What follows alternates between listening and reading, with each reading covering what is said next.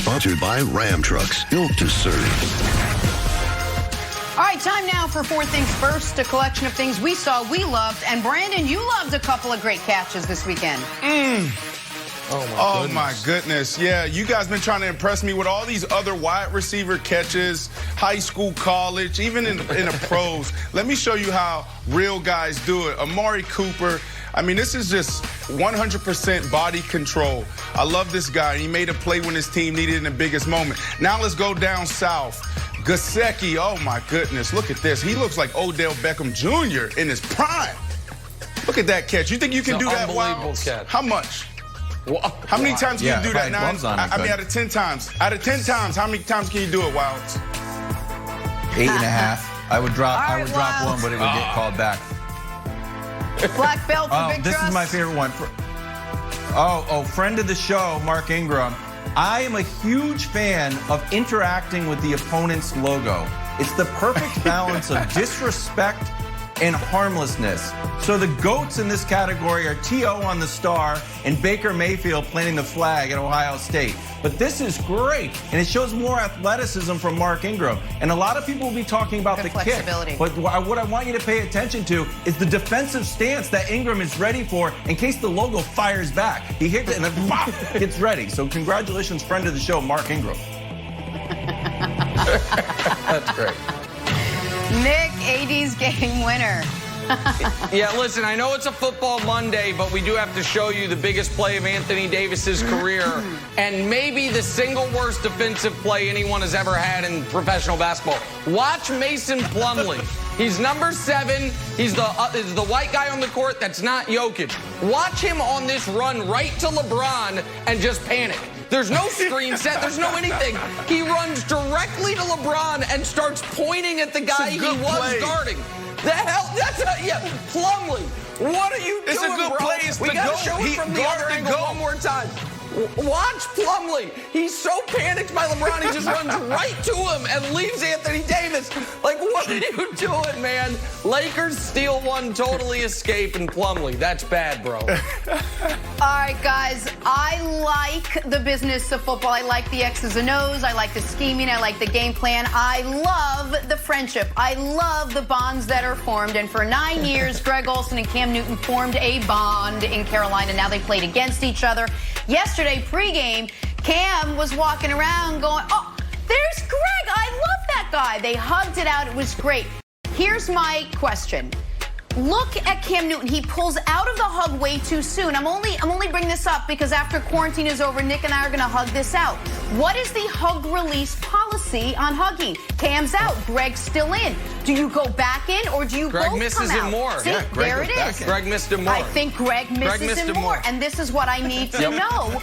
When it comes to how we're all going to hug it out, I need to know what the policy is going to be. All right, let's get back to an actual game. Cowboys, Falcons. What a game. Pick this up late. Cowboys needed to recover an onside kick to stay alive, but nobody does that. Unless you're the Cowboys, apparently. Great kick by Greg Zuerlein. Dak just had to drive the Cowboys down the field for a field goal. He found CeeDee Lamb to set up Greg Zuerlein for a 46-yarder. All of that as time expired. Cowboys, hey, they were down by 20 points after the first quarter, come all the way back to beat the Atlanta Falcons yesterday. Here is Dak Prescott after the win. Yeah, this is huge. Coach McCarthy said at halftime, we need to be here. We need to be right where we are. And he said the final score didn't matter as much as finding out the type of men that we have, the type of fight that we have within this team. But as I said, to show the resiliency to go out there and continue to fight, continue at it, and just be able to come out with the win, it does so much. Obviously, way better than starting 0-2, but going 1-1 and having a lot of confidence after we put ourselves in such a big hole in the first quarter. Just to stay at it and everybody believes in each other, that was huge in so many ways. On the off chance you forgot which team Dak Prescott played for, he made sure he reminded you in that post-game press conference. So good. Brandon, what did you make of the Cowboys' 20-point comeback yesterday against Atlanta?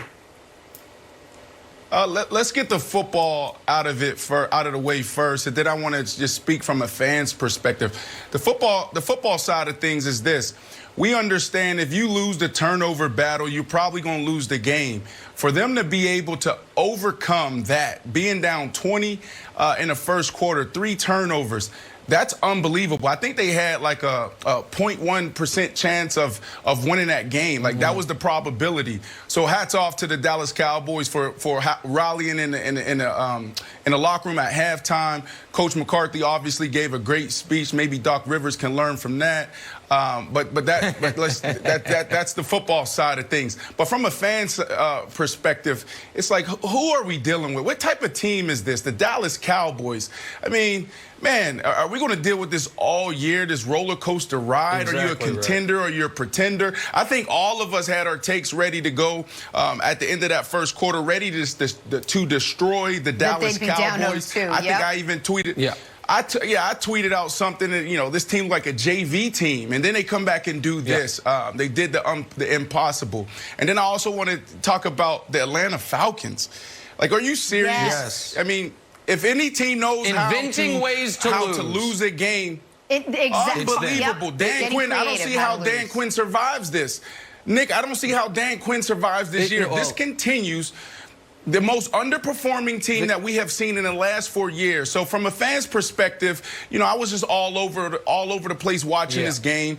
Didn't know who to follow and why the hell I was following them. So, you know, it was an exciting game, and I'm happy for the Cowboys. But come on, man, I don't want to track this all year. Or the pretenders or contenders. So, come on, Brandon. Listen, man. All those takes you said folks had ready after the first quarter, I'm still going to deliver them. Because that was the biggest gift of a victory maybe we have seen in the NFL ever. You were talking about the percentages. So here are the numbers, all right?